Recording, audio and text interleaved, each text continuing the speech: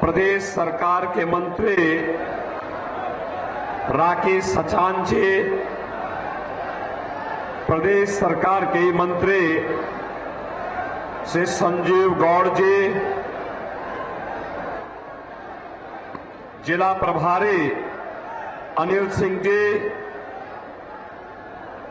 प्रदेश मंत्री शंकर गिरी जी,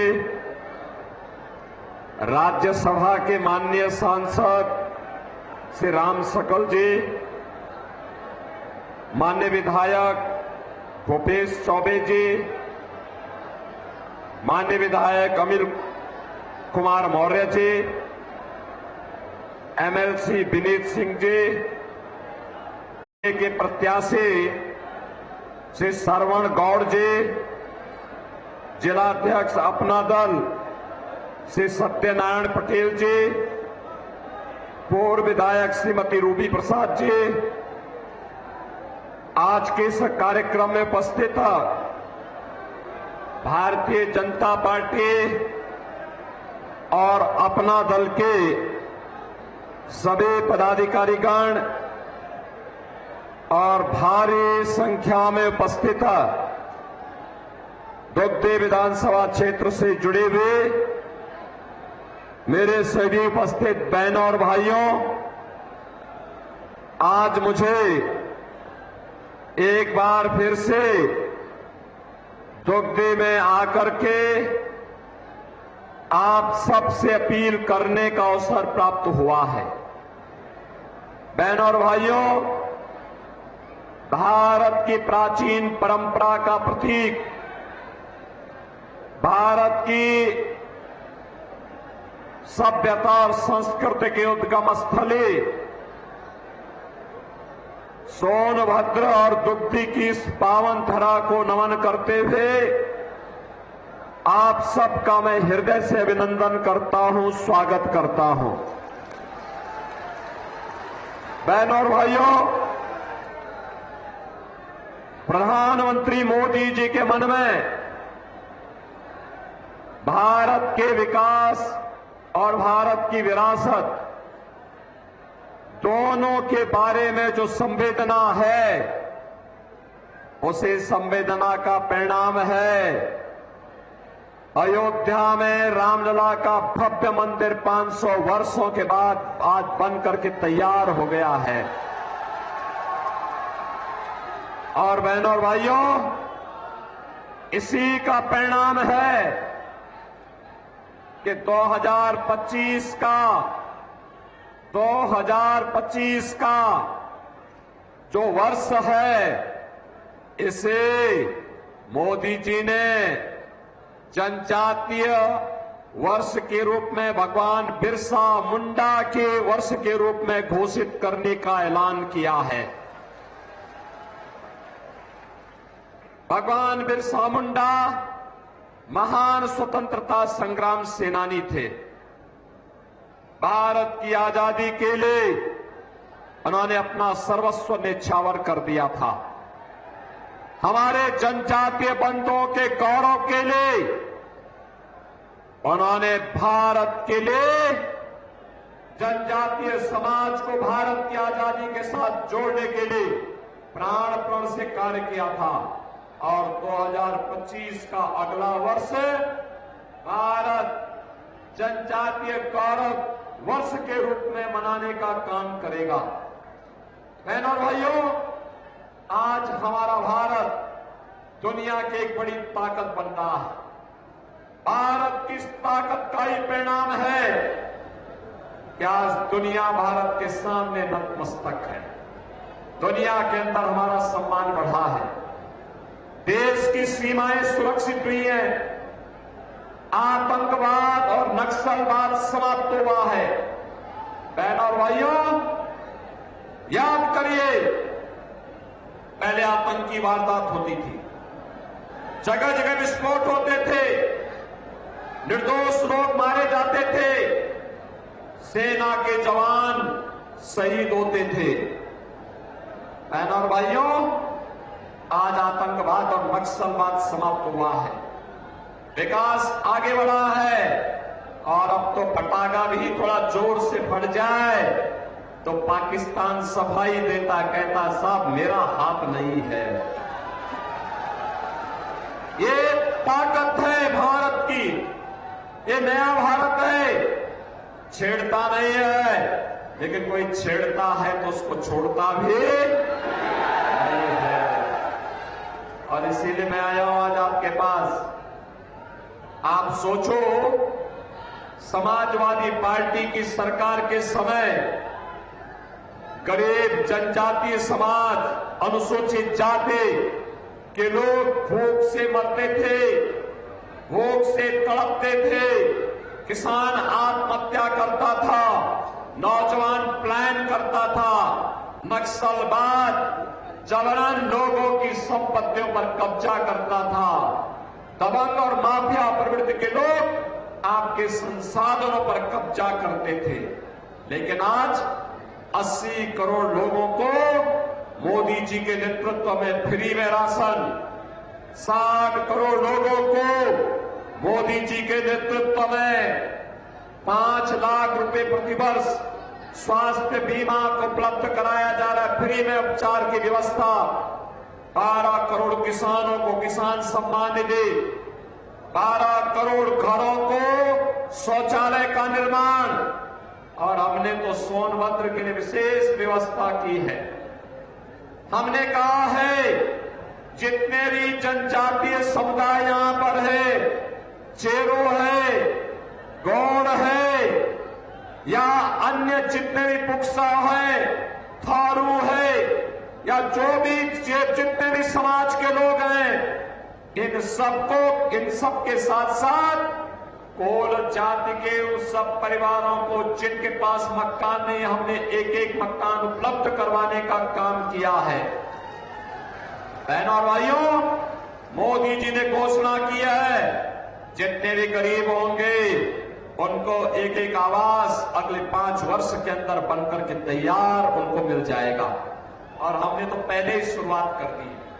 जितने बड़े माफिया थे उनके संपत्ति को वापस ले रहे हैं, माफिया को मिट्टी में मिला रहे हैं, और उनके द्वारा गरीबों की संपत्ति पर जो कब्जा किया गया है उस संपत्ति पर आज गरीबों के लिए आवास बन रहे हैं, हाई राइज बिल्डिंग बन रही है, और एक एक फ्लैट हम गरीबों को आवंटित करने का काम कर रहे हैं। बहनों और भाइयों, पहले माफिया भगाता था पुलिस को भी, बेटी को भी और व्यापारी को भी, और आज माफिया गले में तख्ती लटका के घूमता, कहता साहब जान बख्श दो एक बार बस। हमने कहा नहीं, तुम गरीबों के शोषक हो, तुम्हारा वही हाल होगा जिसके तुम हकदार हो। और बहनों और भाइयों, इसीलिए मैं आज आया हूं। सुरक्षा की गारंटी भाजपा आपको दे रही है, विकास की गारंटी भाजपा आपको दे रही है। याद करिए, पहले माफिया अभी होते थे, जंगल माफिया, भू माफिया, खनन माफिया, लकड़ी माफिया, सैंड माफिया, पशु माफिया, ये हावी होकर के आपके संसाधनों पर जबरन कब्जा करते थे।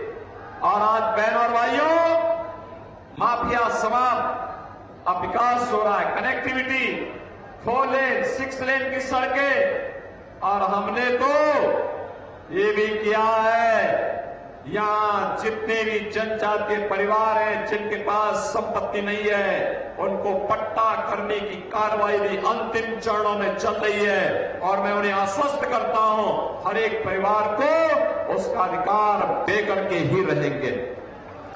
बहनों और भाइयों,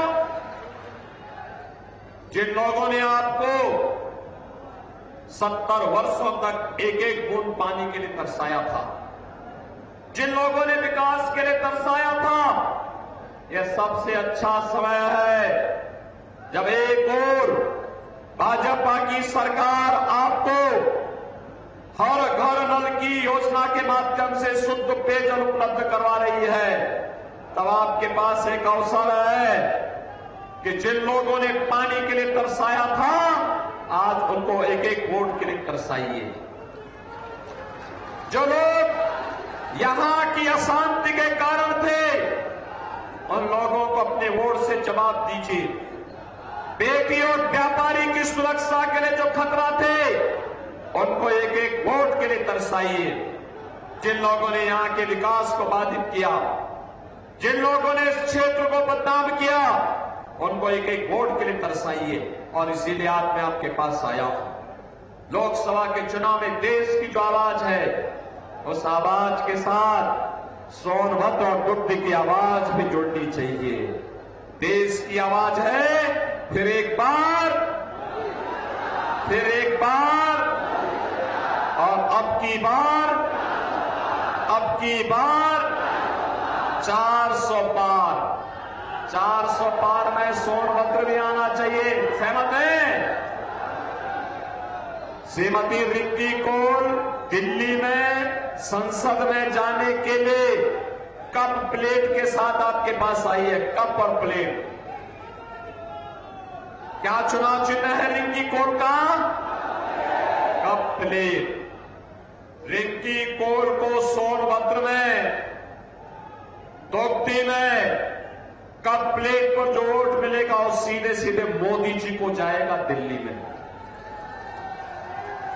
और बहनों और भाइयों, दोगती उपचुनाव में श्रवण गौड़ को जो वोट मिलेगा कमल चुनाव चिन्ह पर, वो वोट सीधे मेरे पास आएगा लखनऊ में। सहमत है ना? जो आवाज देश की है कि जो राम को लाए हैं हम उनको लाएंगे, आप सहमत हैं? सहमत है ना?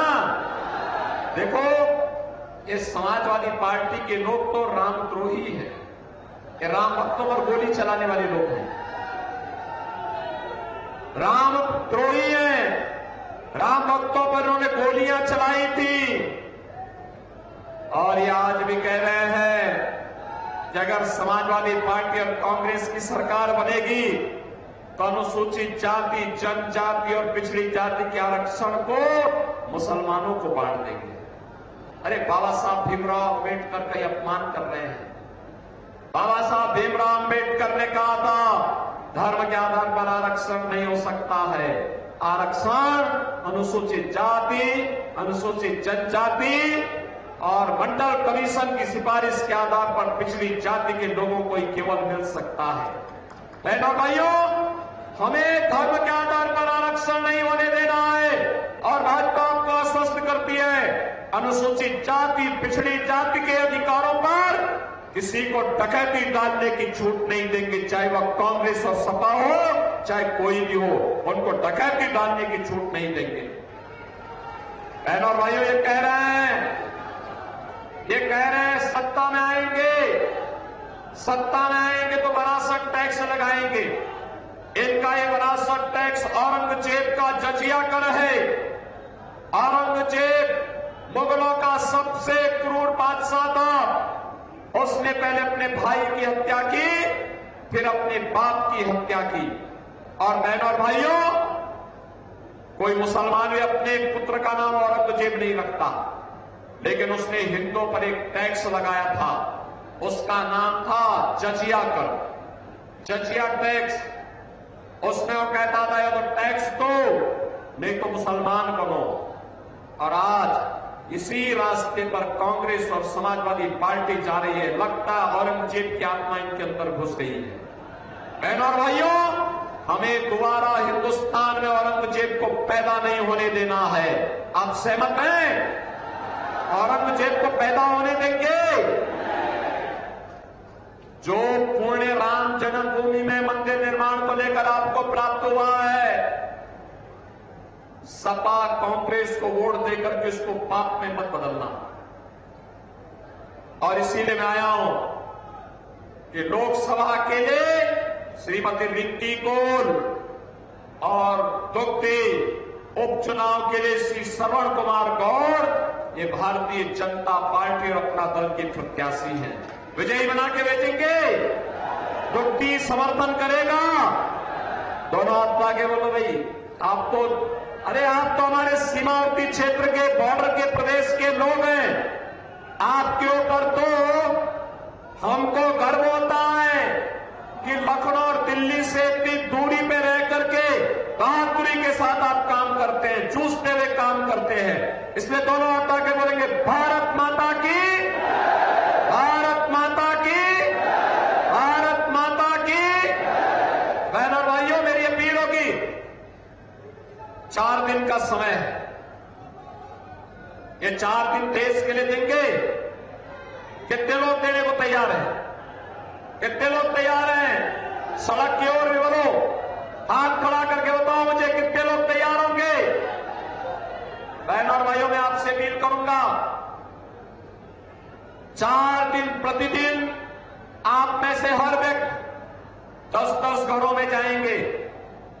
10-10 घर में जाकर के लोगों से बोलिए, आत्मनिर्भर और विकसित भारत के लिए मोदी जी को फिर से प्रधानमंत्री बनाने के लिए हमें रिंकी कौर को लोकसभा में चुनाव जिता के भेजना है। और उनका चुनाव चिन्ह है कप और प्लेट।